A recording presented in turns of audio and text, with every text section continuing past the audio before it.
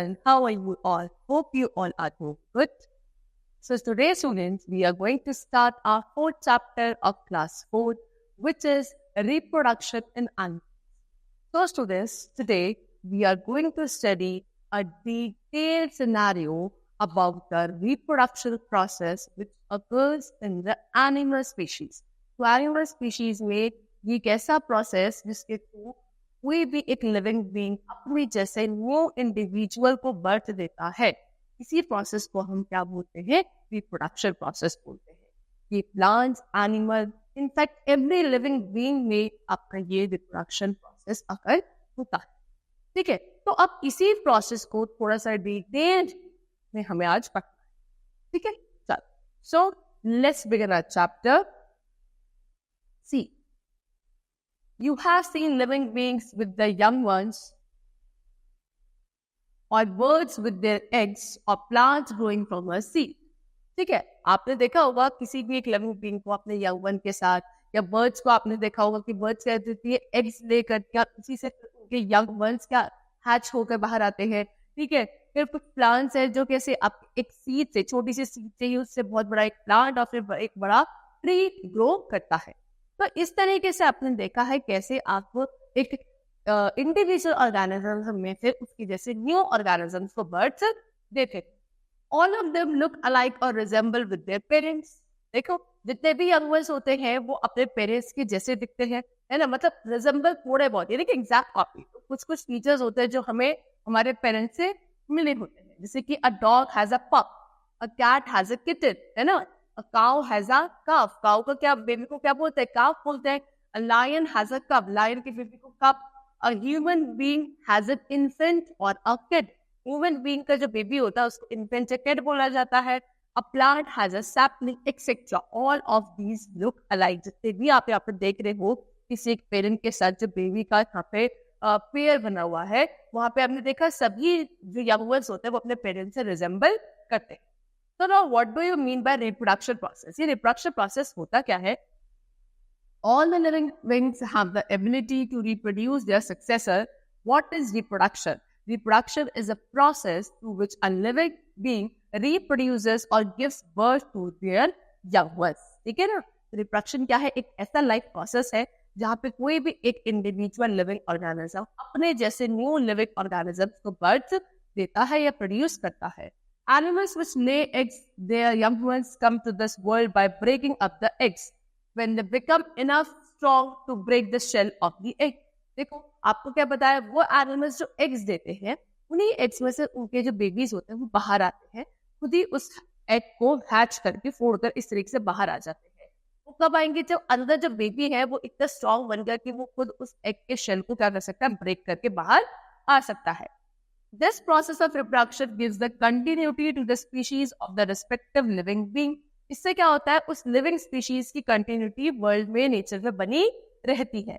If this continuity ends in all the animals of the respective species, they cannot be seen on the earth anymore, just like the dinosaurs. अगर मान लो कि सुदेश ऐसे किसी भी animal की species खत्म हो जाती है, कंटिन्यूटी खत्म हो जाती है कि भाई वो अपने जैसे न्यू ऑर्गेनिज्म वो बर्थ नहीं दे पा रहे हैं, वो अंडे नहीं दे रहे हैं, या फिर उनके जो अंडे हैं उनमें से डायनासोर्स हैच नहीं हो, सॉरी एनिमल्स हैच नहीं हो पा रहे हैं, तो क्या होता है, उनका जो एग्जिस्टेंस है, वो लाइफ जो है उनकी, वो अर्थ पे या किसी भी एनवायरनमेंट पे खत्म हो जाती है.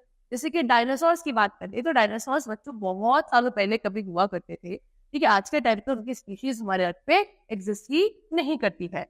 Such living beings are known as extinct species. ऐसी स्पीशीज जिनकी कंटिन्यूटी, जिनकी एग्जिस्टेंस खत्म हो चुकी है ऑन द अर्थ, उनको हम एक्सटिंक्ट स्पीशीज बोलते हैं.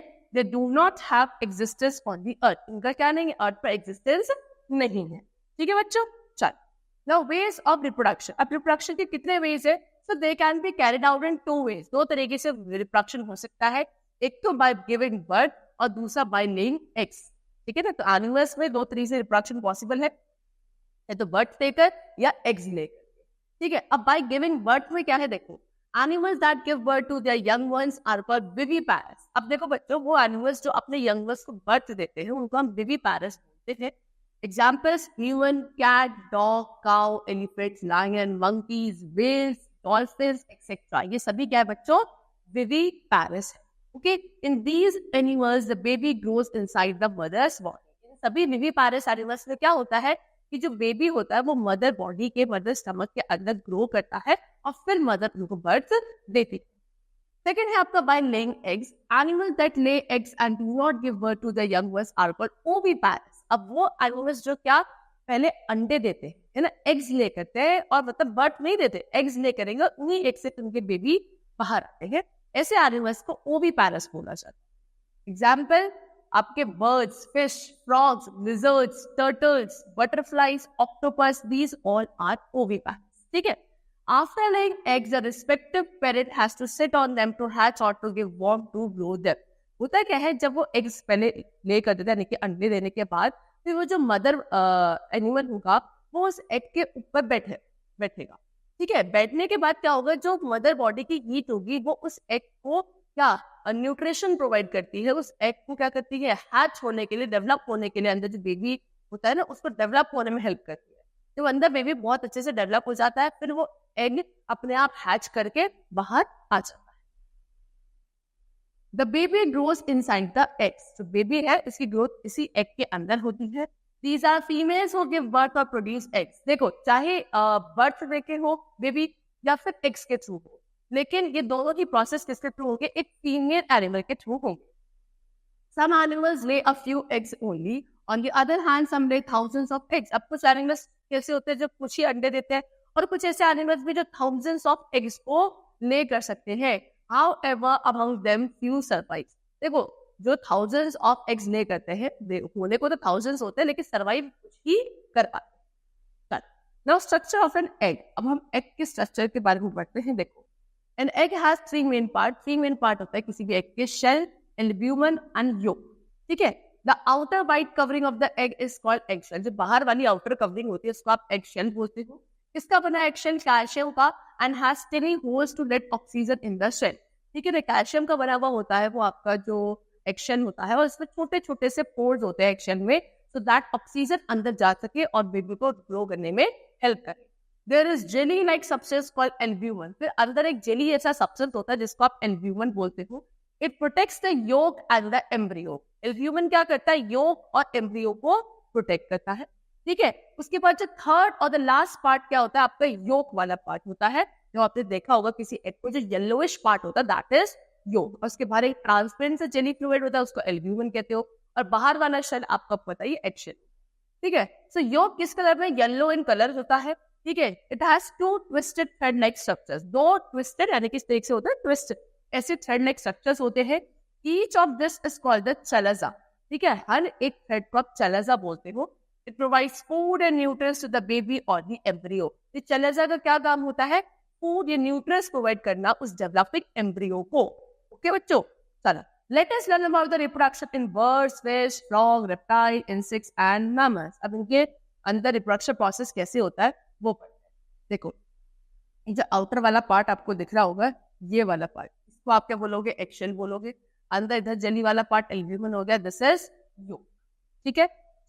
Now we come to birds. Birds में रिप्रोडक्शन प्रोसेस कैसे होता है इसको पढ़ते हैं। All birds lay eggs. सारी बर्ड्स क्या देती हैं, एग्स देती हैं। They lay eggs in nest made on trees. कहाँ देती है, जो उन्होंने अपने नेस्ट घोंसले बनाए होते हैं ट्रीज पर, उसमें जाके वो एग्स देती हैं। After laying the eggs the mother bird sits on them to keep them warm so that the eggs can develop into baby birds.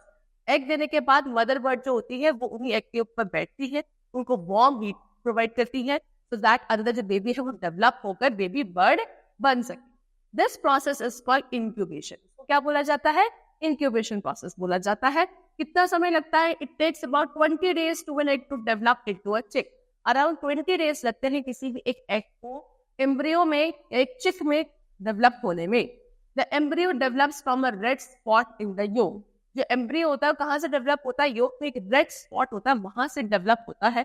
Gradually eyes, wings, legs and body develop. धीरे धीरे फिर क्या होता है, उसमें से eyes, wings, legs, body develop होने लगती है चिक।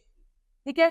Every bird has a different incubation period. हर एक बर्ड का इंक्यूबेशन पीरियड डिफरेंट होता है, सभी का सेम नहीं होता है।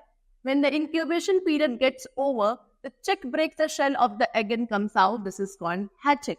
जब इंक्यूबेशन पीरियड ओवर हो जाता है यानी कि बेबी अंदर अच्छे से डेवलप हो जाता है, बेबी चिक आपका एग शेल वो क्या ब्रेक करके बाहर आ जाता है, और इस प्रोसेस को आप हैचिंग, ठीक है। At this time the chick has no feathers over its body and its eyes are closed. अब हैचिंग के बाद जब बेबी चिक बाहर आता है ना बच्चों, उनके पास एक भी फेदर नहीं होता उस टाइम पे, और उनकी आईज भी बिल्कुल क्लोज होती है।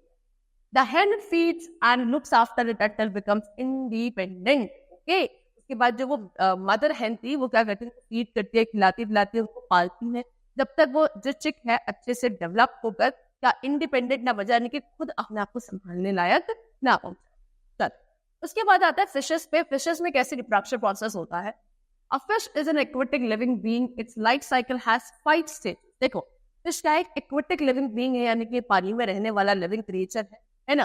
कितने इसकी लाइफ साइकिल में 5 स्टेजेस होती है। पहली egg, second larva, fry, juvenile and adult fish. First stage में क्या होता है, the egg develops organ and stage. पहले स्टेज में जो एग होता है उसमें क्या ऑर्गन और टेल बनना शुरू होती है, ठीक है। फिर सेकेंड स्टेज में eggs hatch and become larvae. Eggs hatch हो जाते हैं और उसमें से लार्वे बन जाते हैं। लार्वे get food from the yolk सेक। फिर लार्वे को योक सेक में से क्या मिलता है, फूड मिलता है। और उसके बाद when the larvae have eaten up the yolk sac they become fries and come into the third stage.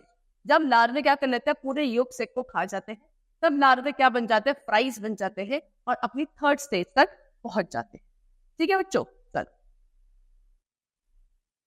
Then, now fries can feed them on their own and lead towards the juvenile stage. ठीक है, उसके बाद fries जो होता है वो अपने आप खुद अपना खाना खा सकते हैं, फीड कर सकते हैं खुद को, और फिर किस स्टेज पे आ जाता है, जुवेनाइल स्टेज पे आ जाते हैं। इस स्टेज में क्या होता है, the fries develop fish as scale. इन फ्राइज के क्या आने लगता है, फिन्स आने लगते हैं, इनकी बॉडी पे स्केल्स का डेवलपमेंट होने लगता है। And when the fries have developed completely they become adults and are independent. और जब फ्राइज कंप्लीटली क्या हो जाता है, डेवलप हो जाता है, फिर वो कैसे बन जाता है, इंडिपेंडेंट एडल्ट फिश में कन्वर्ट हो जाते हैं, ठीक है। That means now the female fish is able to lay egg. और उनके साथ जो फीमेल एडल्ट फिश होगी वो एग्स आगे फर्दर एग्स और ले करने के लिए तैयार हो जाती है। इस तरीके से देखो ये एग है, एग में फिर ये अंदर एम्ब्रियो है, फिर ये लार्वे स्टेज पे आया, देखो लार्वे से फिर आपका ये जुवेनाइल स्टेज है, जुवेनाइल से फिर आपका ये आपका एडल्ट फिश। नेक्स्ट स्टेज आपका या नेक्स्ट एनिमल में पढ़ना है फ्रॉग के बारे में। फ्रॉग में कैसे रिप्रोडक्शन प्रोसेस होता है। फ्रॉग्स बच्चे एम्फीबियस होते हैं। एम्फीबियस मतलब क्या, कि आपके पानी के अंदर ऑन लैंड, यानी कि in the water and on land they can survive on both the form on the earth, ठीक है। अर्थ की दोनों ही फॉर्म्स में ये आपके सर्वाइव कर पाते हैं, ठीक है। They go through various changes from eggs to an adult. क्या एक एग से एडल्ट तक इनमें बहुत सारे चेंजेस आते हैं। इस प्रोसेस को आप मेटामॉर्फोसिस बोलते हैं। इस पीरियड में होता क्या है, they live only in water. पूरे जब तक वो क्या एक एग से एडल्ट तक डेवलप होते हैं तब तक वो पानी के अंदर रहते हैं। द फीमेल फ्रॉग ले a lot of eggs in a jelly mass of cluster. Female frog क्या करता है, बहुत सारे एग्स एक बारी में देता है, एक जेली जैसे स्ट्रक्चर फिर क्लस्टर मास में, यानी कि बहुत सारा कलेक्शन ऑफ एग्स एक फीमेल फ्रॉग एक बारी में ले करता है। Okay, the eggs hatch soon and young frogs come out. फिर धीरे धीरे क्या होता है, वो एग्स बहुत जल्दी ही हैच करते हैं और उसमें से आपके यंग फ्रॉग्स बाहर आने लगते हैं। Now they are called tadpole. जब एक यंग फ्रॉग होता है बच्चों, उसको हम टेडपोल बोलते हैं, फ्रॉग नहीं बोलते हैं, ठीक है ना। दे ईट वाटर प्लांट्स एंड एल्गी। क्या खाते हैं उस टाइम पे, ये वाटर में जो प्लांट्स होते हैं अंदर एल्गी होता है उसको ये लोग खाते हैं, tadpoles. Okay, then the tadpoles start developing nerves and 2 hind legs. फिर क्या होता है, इन्हीं टेडपोल्स के क्या लव्स अंदर डेवलप होने लगते हैं, 2 हिंड लेग्स आने लगते हैं। Now they look like a frog and can leap around. फिर ये थोड़े थोड़े आपके किसे एडल्ट फ्रॉग की तरह दिखने लगते हैं। The tail become shorter. Tail इनकी छोटी होने लगती है। The tadpole get its neutrals from its tail. Tadpole को जो न्यूट्रल्स मिलता है वो अपने टेल से ही मिलते हैं। Gradually the tail disappear completely and it start to live on its own.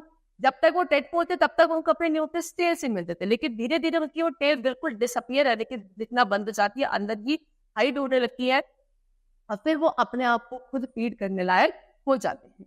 The young frogs or froglets grow for about 2 to 3 years to become an adult. कितना कम से कम बच्चे 2 से 3 साल लगते हैं एक यंग फ्रॉग को एक एडल्ट फ्रॉग बनने में, ठीक है, 2 से 3 साल। नेक्स्ट, नेक्स्ट में कम टू रेप्टाइल्स. रेप्टाइल्स में कैसे होता है देखो, they are the animals who have scaly skin and they creep और crawl on land.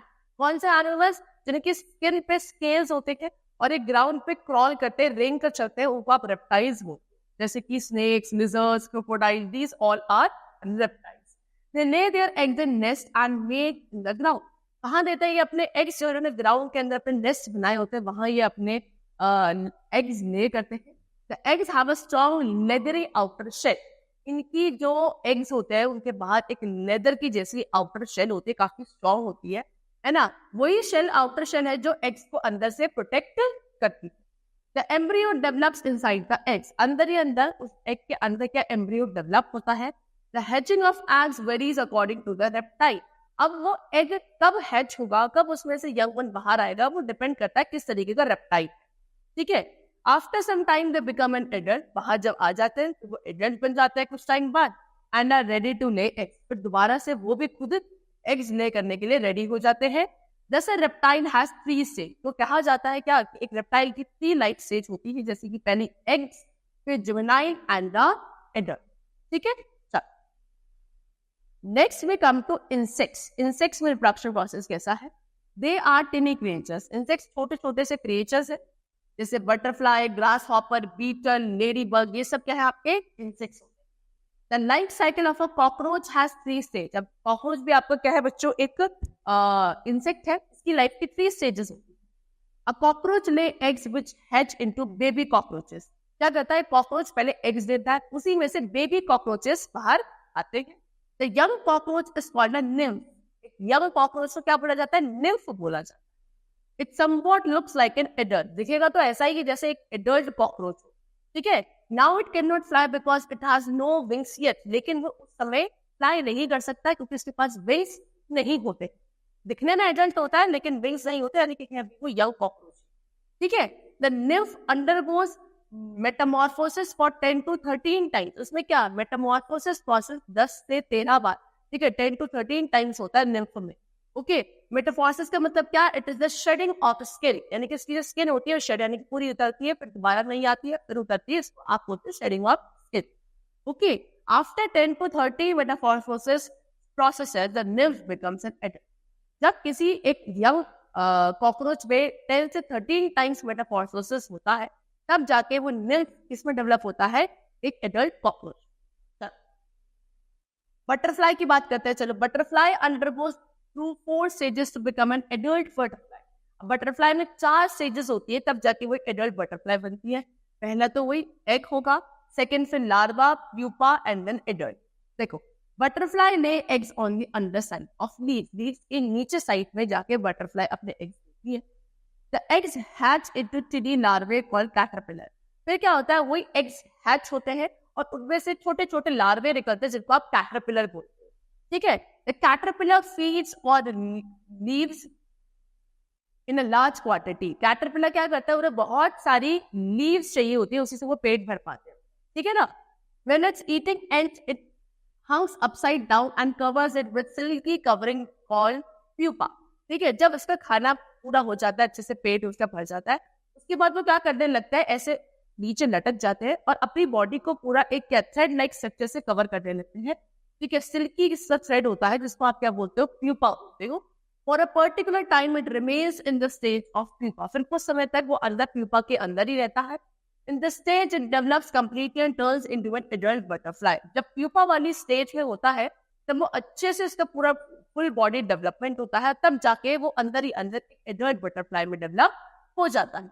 It comes out from the pupa by breaking. उसके बाद प्यूपा को ब्रेक करके बटरफ्लाई बाहर आ जाए. ठीक है. Then we come to mammals. Animals which give birth to fully developed young ones and mothers feed them with their milk are called mammals. अब वो animals जो अपने बॉडी के अंदर पूरे के पूरे young one को पहले पालती है. ठीक है. उसके बाद एक fully developed बेबी को बर्थ जन्म दिया जाता है और उसके बाद उसको फीड करती है by their milk. उसे आप क्या बोलते हो, वो mammals. ठीक है. Now next we come to mammals.